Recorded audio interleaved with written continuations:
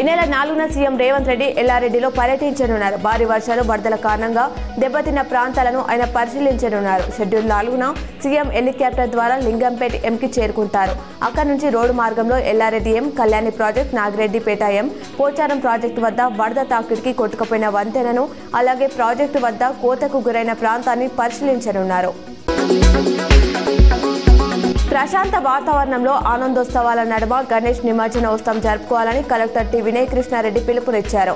Police commissioner P Sai Chaitanya ఇతర అధికారులతో కలిసి ప్రత్యేక బస్సులో కలెక్టర్ మంగళవారం వినాయక శోభయాత్ర కొనసాగే మార్గాలను పరిశీలించారు. తెలంగాణ యూనివర్సిటీ పరిధిలో నిర్వహించిన పీజీ, బీఈడీ, బీపీఈడీ, ఎంఈడీ పరీక్షలు ప్రశాంతంగా జరిగాయని అకాడమిక్ ఆడిట్ సెల్ డైరెక్టర్ గంట చంద్రశేఖర్ తెలిపారు. పీజీ పరీక్షలకు 945 మందికి గాను 902 మంది హాజరు కాగా, బీఈడీ, బీపీఈడీ పరీక్షలకు 1455 మందికి గాను 1387 మంది హాజరయ్యారు.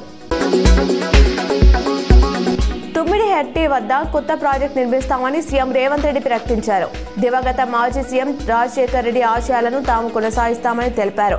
రంగారెడ్డి, వికారాబాద్ జిల్లాలకు గోదావరి నీళ్లు తరలించాలన్న ఆయన ఆశయాన్ని పూర్తి చేస్తామని తెలిపారు.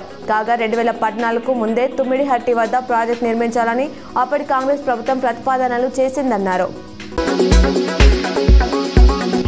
భారీ వర్షాలు వరదలతో నష్టపోయిన జిల్లాలకు తక్షణ సాయం కింద ₹200 కోట్లు విడుదల చేస్తూ ప్రభుత్వం ఉత్తర్వులు జారీ చేసింది. తీవ్రంగా ప్రభావితమైన కామారెడ్డి, మెదక్, నిర్మల్, ఆదిలాబాద్, నిజామాబాద్, ఆసిఫాబాద్, సిరిసిల్లకు ₹10 కోట్ల చొప్పున ఇతర జిల్లాలకు ₹5 కోట్లు ఇవ్వనున్నట్లు పేర్కొంది.